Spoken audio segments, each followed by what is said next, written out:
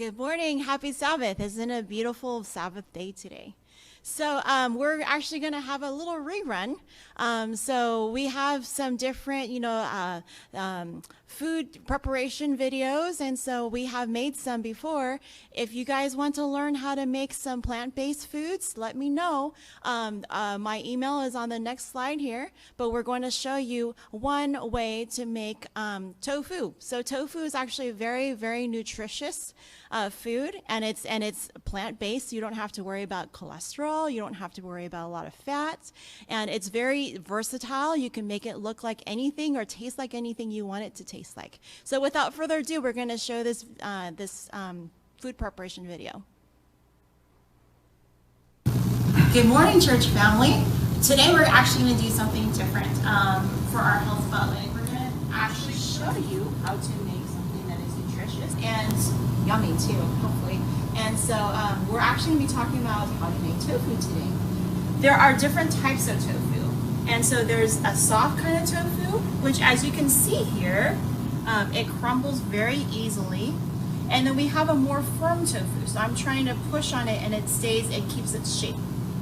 We're going to show you how to make probably the most versatile tofu is actually the firm tofu. So some people just kind of cut this up and then they'll put it into their fry pan. That's fine too, but it has a lot of water in it. And so tofu is like a sponge. Whatever flavor you put it with is whatever flavor it's going to take on. So the easiest way to actually get it to be more flavorful and to be more yummy is if you actually squeeze it. So I have a few paper towels here. You just kind of wrap it with paper towels. And this is the easiest way I've found for it to keep its shape like that. It does take some time, and so I do have one already prepared. But you just kind of squeeze it like this. And once your paper towel becomes saturated, then what I do is I put it back into the little container here, let it stand while I wring this out. And I start all over. And with multiple times, if you do that, then all the moisture will eventually come out, so it looks like this. See how nicely it cuts into little squares, and it doesn't crumble at all.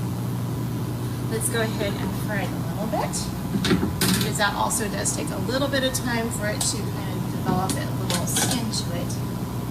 I do add a little bit of butter.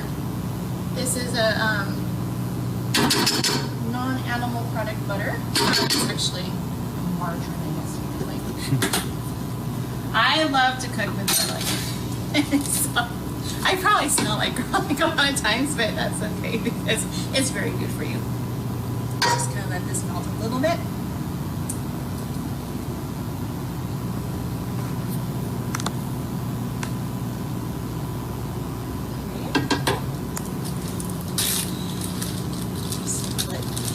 Garlic.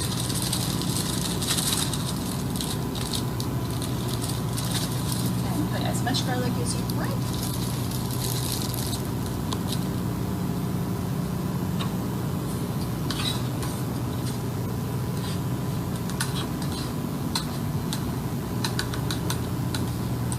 So for your heart, tofu is actually very good for your heart as well. It can lower your cholesterol as much as 30 to 40%.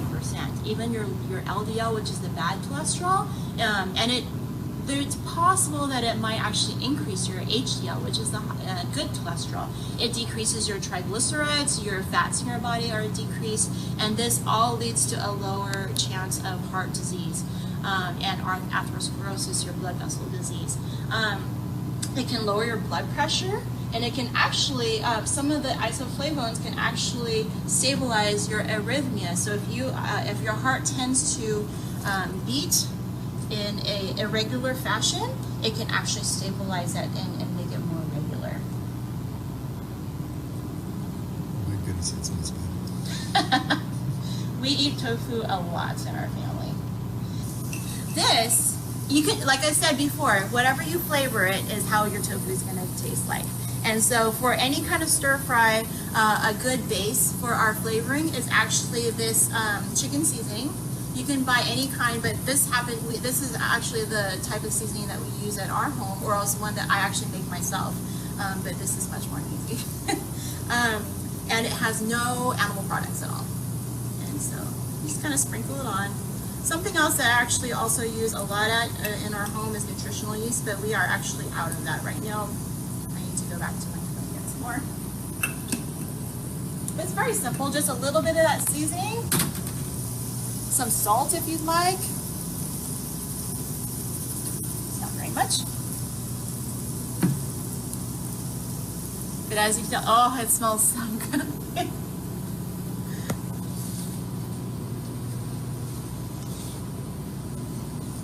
And then now it's just a matter of just letting some of this the sides kind of firm up a little bit. As you can tell, there wasn't a lot of oil in there. You don't need a lot of oil, but you do need to keep an eye on your tofu so it doesn't burn.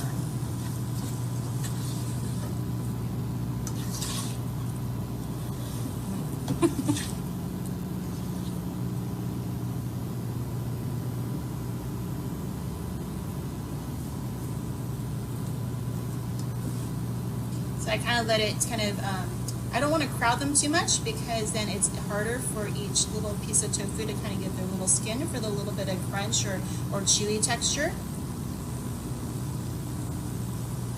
I just kind of let it go. So other ways that I've actually made it too is if you take the block and you slice them into fillets, you can actually then put some sauce on it. So my husband likes a barbecue kind of sauce, so we have a already made barbecue sauce that we'll kind of put over it and let it kind of marinate in that, and you put it into the oven for about 30 minutes or so, turning it over, periodically, and you'll actually have a really good barbecue tofu steak.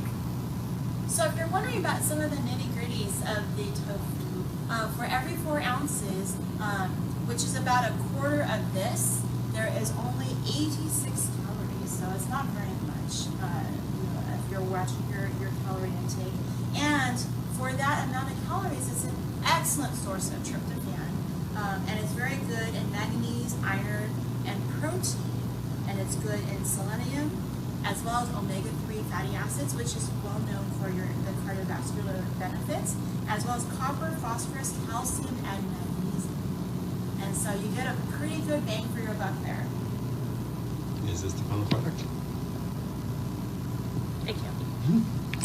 Looks delicious. It smells good too.